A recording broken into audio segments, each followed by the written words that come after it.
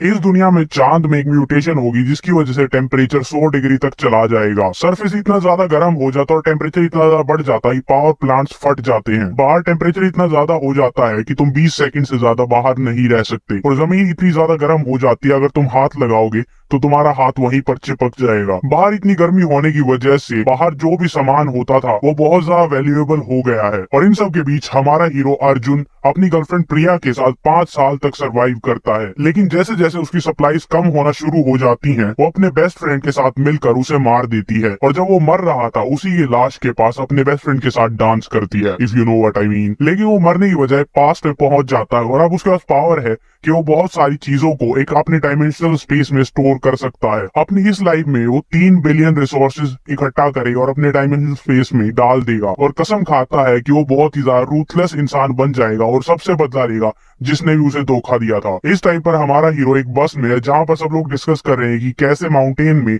Volcano की वजह से बहुत सारे लोग मारे गए हैं और इसी वजह से उनके शहर को खाली करवाया जा रहा है। उस बस में जो पिंक ड्रेस में एक लड़की बैठी थी वो कहती है कि सब कुछ इतनी जल्दी हुआ कि मुझे कुछ खरीदने का टाइम भी नहीं मिला। उसके साथ जो लड़का बैठा था वो कहता है कि हमारे पूरे शहर में ऐसा ही हुआ कि सारी सप्लाईज अपने आप गायब होती जा रही हैं। उसके पास जो गंजा इंसान बैठा था वो कहता है कि हमारे शहर की लेक का पानी भी गायब हो गया है और तो और हमारे शहर में जो सबसे बड़ा वेयर हाउस था उसकी सारी चीजें 1 सेकंड में गायब हो गई थी। वो लड़की हैरान होती और कहती है कि ये सारी चीजें बिलियंस की होंगी। और इस टाइम पर हमारा हीरो जो उसके पीछे बैठा था वो कहता है बिलियंस नहीं ट्रिलियंस में। और इतनी सारी चीजों का गायब होना प्लस जो नेचुरल डिजास्टर लगातार होते जा रहे हैं हम संभल कर रहे हैं वही हमारे लिए अच्छा होगा। वो लड़की पीछे मुड़ती और कहती है क्या ये सच में दुनिया का अंत होगा? और लड़का खुश होकर कहता है कि मैं तो बहुत एक्साइटेड हूँ, आखिरकार दुनिया खत्म होने के बाद सब लोग बराबर हो जाएंगे और सबको इक्वली ट्रीट किया जाएगा। लेकिन हमारा हीरो सोचता है कि जैसे जैसे दुनिया खत्म होने की तरफ जाएगी इनक्वालिटी बढ़ती ही जाएगी। दुनिया तबाह होने के बाद भी एक भी दिन ऐसा नहीं जब सबको इक्वली ट्रीट किया गया था। आखिरकार उसने खुद सब कुछ ये सब देखा था और अपनी पिछली लाइफ में वो बस एक ऑर्डिनरी सा डिलीवरी गाय था जब तक कि अपोकलिप्स नहीं आया था। हीट वेव्स अर्थ को हिट करती हैं, जमीन के नीचे टेक्टोनिक प्लेट्स मूव करती हैं और जमीन के नीचे जो मॉन्स्टर छुपे हुए थे वो बाहर आकर ऊपर सबको खाने लग जाते हैं और कुछ ही पलों में पूरी दुनिया बदल जाती है। जहाँ पर नई जमीन होती है वहीं पर नया कानून होता है और वहाँ का कानून था जिसके पास खाना और रिसोर्सेज होंगे वो वहाँ पर सबसे ज्यादा पावरफुल होगा। सिर्फ कुछ इंस्टेंट नूडल्स मैगीज भी लाखों के बराबर थी और वो इंसान को कुछ भी करने के लिए मजबूर कर सकती थी। कोई भी छोटी सी चीज तुम्हें कुछ भी दिला सकती थी,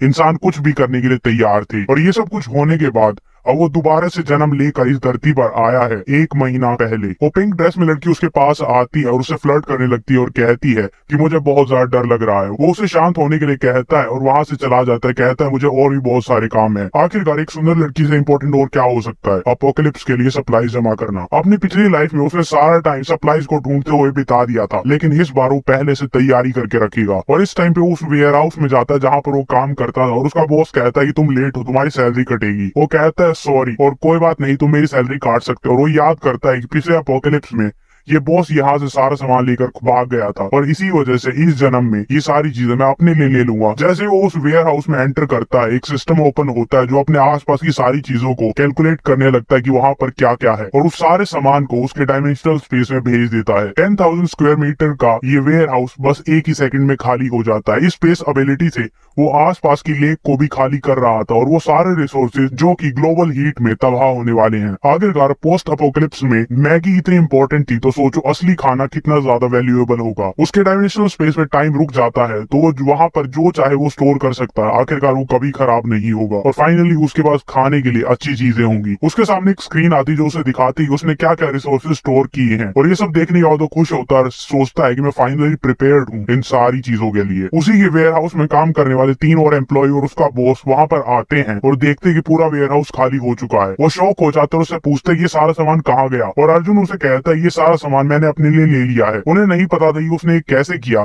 लेकिन उनका बॉस फिर भी उन्हें ऑर्डर देता है कि उसे जाओ पकड़ो। लेकिन जैसे ही वो उसे पकड़ने के लिए जाते हैं वो एक कदम पीछे लेता है और हवा में गायब हो जाता है। वो लोग हैरान हो जाते हैं कि एक इंसान हवा में कैसे गायब हो सकता है और वो उस बिल्डिंग से 3 मीटर दूर उस बिल्डिंग के बाहर जंप करके आ जाता है। ये उसकी दूसरी एबिलिटी है स्पेस जंप। इसकी मदद से वो कहीं भी एक पोर्टल को ओपन करके 3 मीटर दूर दूसरा पोर्टल ओपन कर सकता है जहाँ से वो निकल सकता है। इसकी मदद से वो बड़ी आसानी से सामान को चोरी कर सकता है, सामान को खरीद सकता है और वहां से बिना किसी मुसीबत के निकल सकता है। इसके बाद वो अपनी यूनिफॉर्म हवा में फेंकता है ये कहते हुए कि मैं रिजाइन करता हूँ। तभी उसका फोन वाइब्रेट करता है जिसमें नोटिफिकेशन आई थी गवर्नमेंट की तरफ से कि यहाँ पर बहुत सारी अननेचुरल चीजें हो रही है जिसकी वजह से कोई डिजास्टर हो सकता है, तो सभी सिविलियंस को बहुत ध्यान से रहना हो क्योंकि कभी भी कुछ भी हो सकता है। और ये देखकर अर्जुन हैरान हो जाता है क्योंकि अभी तक कुछ शुरू नहीं हुआ था लेकिन तब भी गवर्नमेंट ये सब कुछ कह रही है। क्या उन्हें पहले से पता था कि ये होने वाला है? तभी उसके पास फोन आता है जो कि उसकी गर्लफ्रेंड प्रिया का था, जो उसे डांट रही होती है। ना फोन उठाते ही वो हेलो बोलती ना हाय बोलती है, बस चिल्लाने लग जाती है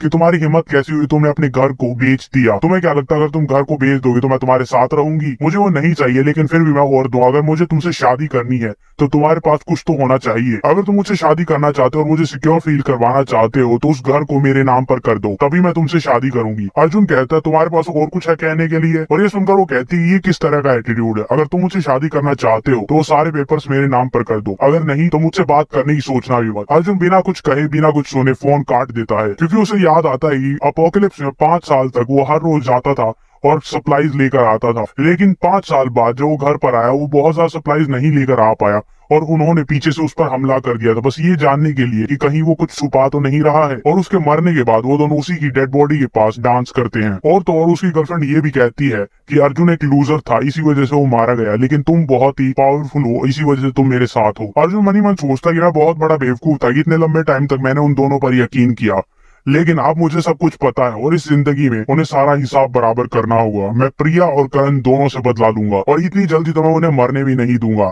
जितना दर्द मुझे हुआ था उनसे 100 गुना दर्द दोनों को दूंगा। इसके बाद वो अपने आप को शांत करता और सोचता है कि जो चीजें मुझे चाहिए वो बाजार में नहीं मिलती, वो बस पैसे से खरीदे जा सकती है और अभी के लिए मुझे पैसे कैसे जुगाड़ने हैं उस पर फोकस करना होगा। इसके बाद वो एक बैंक मैनेजर को फोन करता है जिसका नाम ली था और कहता है कि मैं अपने घर को बेच रहा हूँ आधे प्राइस पर। मैं अपने घर को आधे प्राइस में बेच रहा हूँ लेकिन मुझे पैसे अभी चाहिए। उस रियल एस्टेट एजेंसी के बाहर प्रिया और करण उसका वेट कर रहे थे। जब अर्जुन वहां पर पहुंचता है प्रिया उस पर गुस्सा करती है कि तुम्हारी हिम्मत कैसे हुई, तुमने मुझे इतनी देर तक वेट करवाया, लेकिन वो उसे इग्नोर करता और अंदर चला जाता है। और तभी उसकी गर्लफ्रेंड की बेस्ट फ्रेंड की इतनी हिम्मत होती है कि वो अर्जुन को कहता है कि तुम्हारी हिम्मत कैसे हुई घर को बेचने की? अगर तुमने दोबारा से ऐसा कुछ सोचा भी तो कल का सूरज नहीं देख पाओगे तुम। अर्जुन जो कि पिछले 5 साल में सब कुछ सीख चुका था और लड़ना बहुत अच्छे से आता था, वो उसका गला पकड़ता उसे जमीन पर पटक देता है कि तू कौन है बे? मैं जो चाहे वो अपनी चीज के साथ कर सकता हूँ, वो मेरा घर है, मैं चाहे उसे बेचूं या रखूं, तू है कौन? प्रिया अपने बेस्ट फ्रेंड को बचाने के लिए आती है लेकिन अर्जुन उसे भी एक थप्पड़ मारता है और वो नीचे गिर जाती है और वो हैरान हो जाती है कि ये क्या हो गया है, ये वो अर्जुन तो नहीं है जिसे मैं जानती थी। करण रो रहा होता और कहता है कि मैं मर जाऊंगा, मुझे छोड़ दो, लेकिन अर्जुन कहता है कि तुम चिंता मत करो, तुम इतनी आसानी से नहीं मरोगे और ना ही मैं इतनी आसानी से तुम्हें मरने दूंगा। अर्जुन उसे छोड़ देता है और अंदर जाने लगता है और इसी बीच उसकी गर्लफ्रेंड प्रिया कहती है कि मैं तुम्हें आखिरी मौका दे रही हूँ, अगर तुम मेरे सामने घुटनों पर बैठकर मुझसे माफी मांगोगे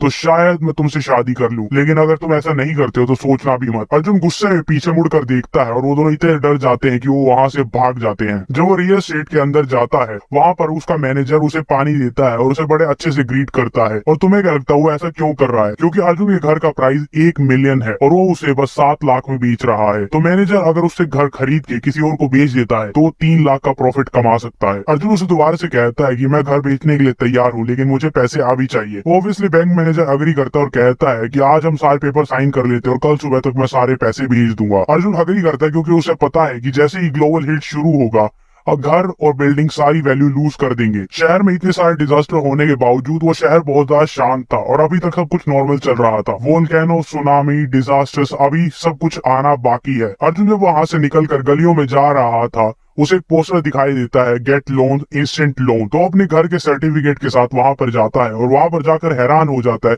क्योंकि उसी का बड़ा भाई है जिसकी पिटाई उसने अभी अभी की थी। मतलब करण का बड़ा भाई राकेश था। वो उसे कहता है कि मैं तुम्हें 5 लाख दे सकता हूँ लेकिन तुम्हें घर के कागज यहीं परख कर जाने होंगे। अर्जुन कहता है कि मुझे 6 लाख चाहिए और मैं प्रॉमिस करता हूँ कि 1 हफ्ते के अंदर तुम्हें सारे पैसे वापस कर दूंगा। मैं कसीनो में सारे पैसे दुगने कर दूंगा और तुम्हें जल्दी से जल्दी वापस कर दूंगा। ये सुनकर राकेश सोचता है कि ये उन गैम्बलर्स में से है जो कि इस सारी चीजों के लिए अपने रिश्तेदारों को ही बेच सकते हैं और वो इस मौके का फायदा उठाना चाहता है क्योंकि वो कसीनो में सारे पैसे हार जाएगा, वापस नहीं कर पाएगा।